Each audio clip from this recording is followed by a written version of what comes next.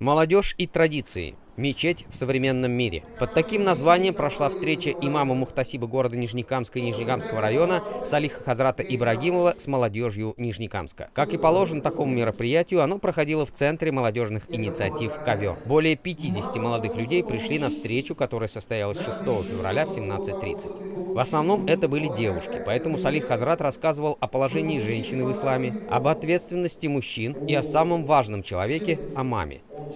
Честность, чистота, искренность, здоровье и много других тем коснулся Салих Хазрат в своем выступлении. Был показан видеосюжет о жизни молодежи в Нижнекамской мечети. Прозвучали вопросы о Боге и о суициде среди молодежи.